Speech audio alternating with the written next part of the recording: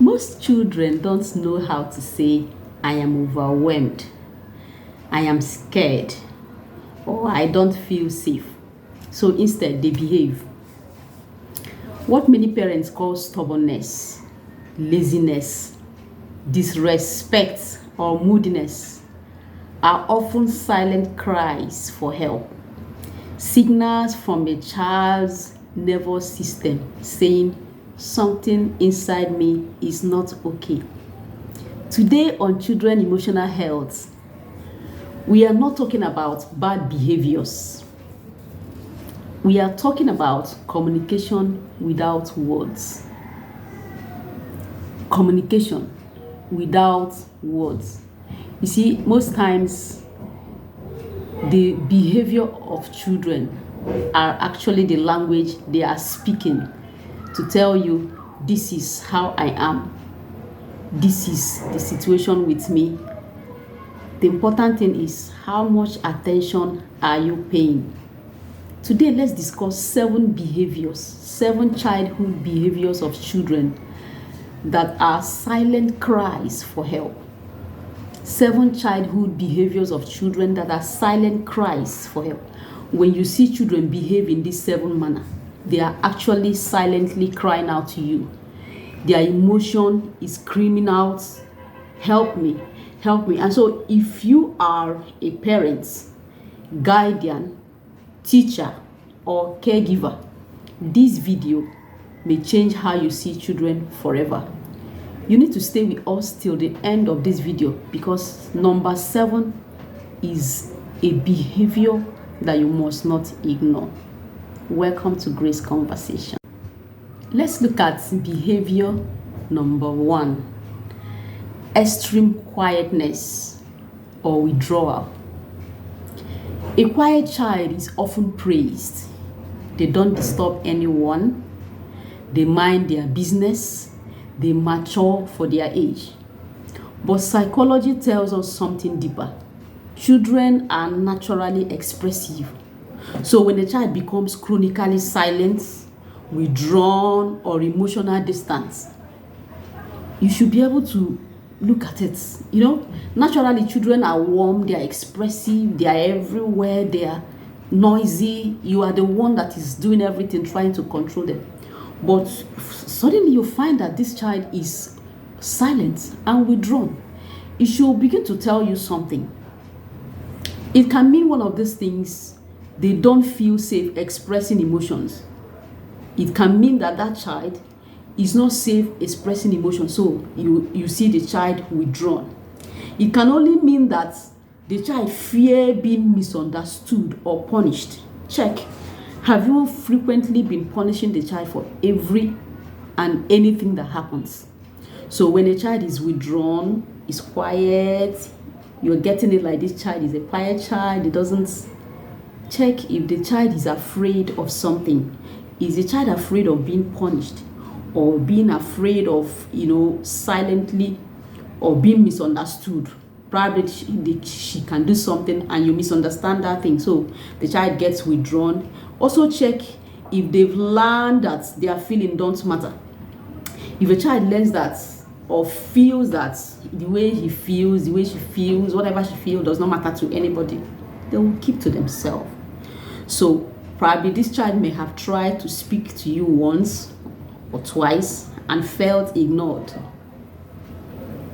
From that feeling of being ignored, the child feels ashamed. Eventually the child begins to adapt, instead of being, feeling seen, the child begins to disappear emotionally. You're looking for this child, is not close. You're trying to get this, he's withdrawn, and you're thinking that this is not peace. It is emotional shutdown. Parents, we must be very, very aware. We must be very, very present to be able to understand our children at every point in time. Remember that it is what plays out in their childhood age that they grow with. That is what transpires in their adult age. So if this child feels withdrawn and feels shame emotionally the child shuts down. You see, many adults that struggle in communication, like communicating in marriage, you see, there are many marriages that people struggle to communicate. One of the issues that afflict marriages in this time and season is lack of communication. What happens? Growing up, the child feels that silence keeps me safe. So this child grows into adulthood with that silence mode, grows and becomes a man, grows and becomes a woman. Now in marriage, he cannot communicate. He cannot express himself. He cannot even be vulnerable. He cannot open up. It started from that emotional shutdown in childhood. It started from that time she was withdrawn as a child and you never really paid attention. Behavior number 1, when this child is unduly withdrawn, pay attention. Find out what is going on. Don't take it that this child is a silent child, is a quiet child, it doesn't disturb anybody. Something could be going on without you being aware. Behavior number 2, frequent anger or bad temper. Behavior number 2, frequent anger or bad temper. You see, anger in children is rarely the root problem. It is a secondary emotion. It is not the root problem, it is a secondary emotion. So behind anger, there is often fear. When a child is angry, behind that anger, there could be fear. There is often hurt. There is often shame or powerlessness. So children do not yet have that brain development that says, I feel invalidated and emotionally overwhelmed. So they shout, they slam doors, they throw tantrums. You find this often in children. You find this all the while in children. So when they do all these things, this is them expressing their emotion angrily. But when a child is repeatedly punished for anger without understanding the cause, you punish a child for being angry, but the child does not know why you're punishing him. The child doesn't know the reason. You punish without giving reason. So the child will now understand it or receive that punishment as a message that says your feelings are wrong. You don't have the right to express yourself. You don't have the right to feel angry. It doesn't remove the anger actually. It doesn't make the child to stop being angry. Rather, it buries the anger. And buried emotions don't disappear. They resurface later as aggression. They resurface later as depression. When you begin to see these signs in the child begins to get depressed. They can even come out as anxiety or emotional numbness. These things are things you can see in a child when you don't pay attention initially at so many things. So it is important that each behavior of a child, you get to study what it is and know how to take care of it from the root before the child grows into adult stage with that behavior. Behavior number 3 is lying or hiding the truth. When a child is lying or hiding the truth, you see, when a child lies, many parents focus on morality. They are now looking at this child as this child is becoming dishonest. It's no more telling the truth. He has become, it is all about becoming. But you look at it psychologically, there is a question that you need to ask. What does the child feel unsafe telling truth about? There is something that the child is not feeling safe. Like when the child tells the truth, there is something the child is afraid of. So find out what is it that scares you to talk about. Why is it that you don't feel safe telling truth about a particular, what is that thing that you don't want to open up? So children usually lie for 3 reasons. They lie for punishment, fear of punishment. So when a child tells lies, the child is afraid of being punished. So he tries to, conceive the truth so that he will not be punished. Sometimes it is fear of disappointment or fear of rejection. So the child tells a lie. But lying is often a self-protection strategy. It is not rebellion. the child is trying to protect himself. It's not. But if honesty is met with harsh consequences instead of guidance, the child learns that truth is dangerous. If a child is honest, if a child opens up, and the reward of that honesty is consequences, is punishment, is harshness, the child will now say, okay, it is dangerous to tell the truth. Oh. It is better I hide things. It is better I don't tell the truth. So over time, you see, this creates an adult that will struggle with vulnerability. It creates an adult that will struggle with intimacy, that will not be able to open up. Why? Because he has studied with time to know that anytime I open up, I am punished. Anytime I open up, there is harsh consequences. So I hide the truth. And this, you see, a child is often telling lies, frequently telling lies, not able to come up with the truth. What have you been doing to this child? Behavior number 4, excessive people pleasing. Have you seen it in the child? Some children are just too good. They don't complain. They always obey. They carry adult responsibility early. This is called parentification. When a child learns that my needs are not important, I must earn love by being useful. When the child is thinking that for me to be loved, I have to be useful, the child thinks I must not be a burden. You see, these are the things that go into the mind of this child. So there is a reason why they behave the way they do. It is now your own duty as a parent or a guardian or a teacher or caregiver to study these behaviors, to know what is happening at any point in time. So while it looks like maturity on the outside, this child is taking responsibility early. So in your own eyes, you're looking at it as maturity. It is actually emotional abandonment in disguise. These children often grow into adults that feel guilty resting.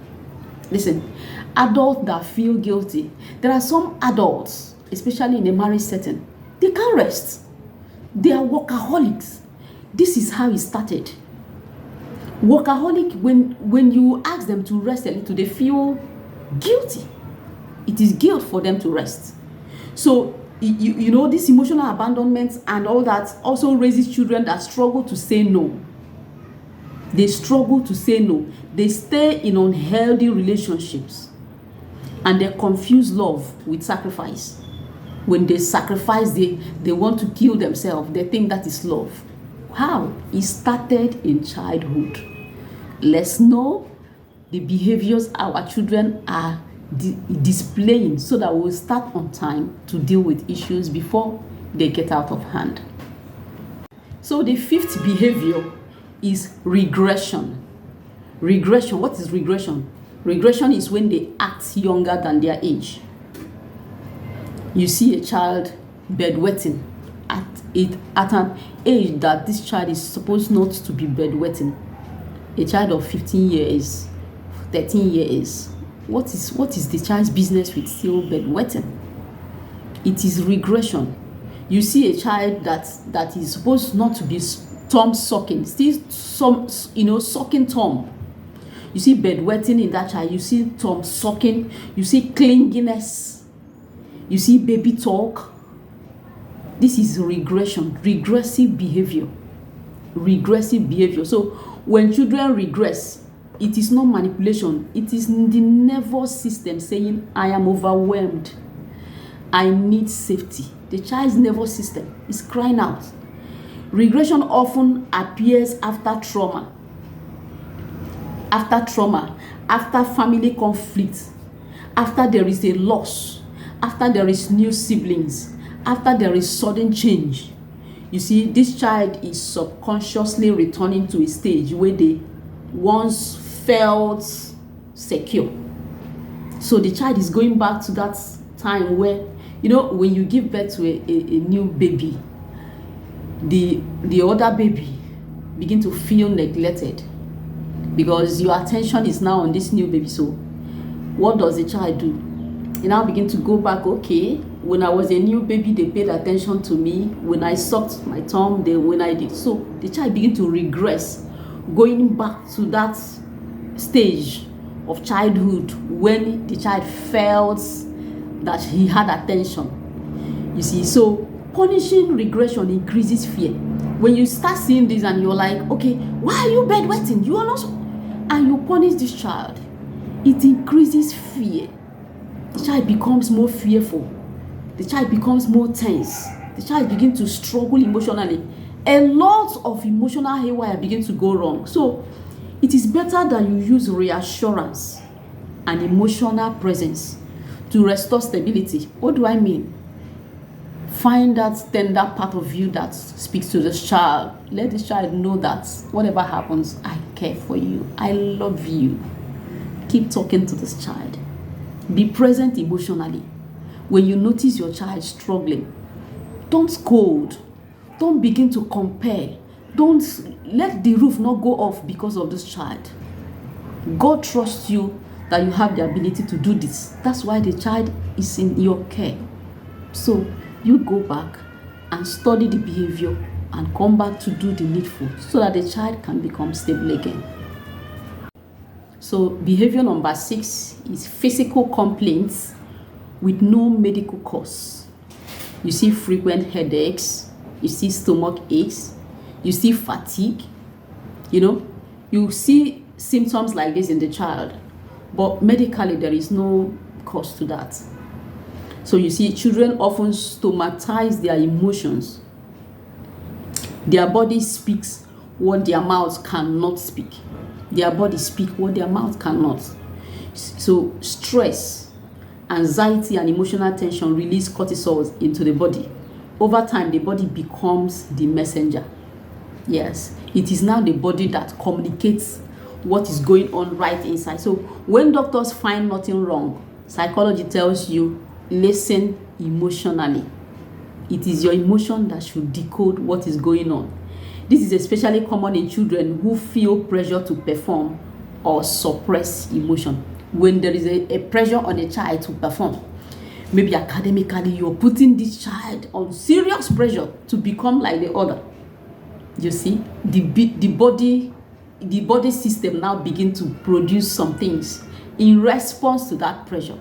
Then you begin to hear complaints of fatigue, of headache, of stomach aches, and different things that medically you will not find the reason for that. You need to slow down. Handle children with care. Children are very fragile. That fragility calls for your patience. Behavior number 7, risky or attention-seeking behavior. Risky or attention-seeking behavior. Some children shout for help by breaking rules. Oh yes, they break rules. They are crying out for help. Others cry silently by disappearing. They might not disappear physically in a way that you cannot find them. They will be there, but they are not connecting. They are there, but they are not connecting. So that risky behavior often says, notice me. Notice me, see me, I matter. I am also important. You need to really be able to pay attention to pick all these things. Don't lose your child early. There are so many ways you see the child will just zoom out, zoom off. It's not there. Have you noticed so many times you will be talking, he's not even paying attention. He's listening to what you're saying, but he's not paying attention. So when connection is missing, when there is no attention, positive or negative, you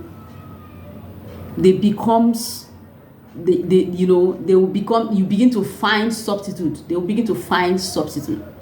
A child will rather be scolded than invisible. It is rather you scold a child than your child gets invisible. So what then do children really need? What do children need? Children do not need perfect parents. They need emotionally present parents.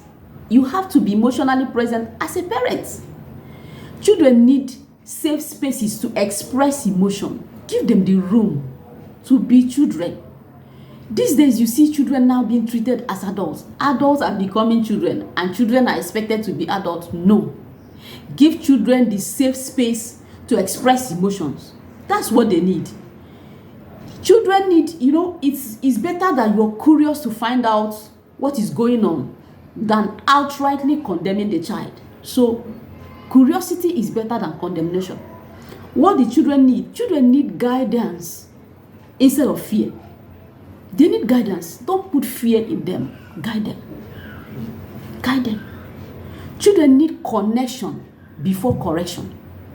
Have you connected with that child?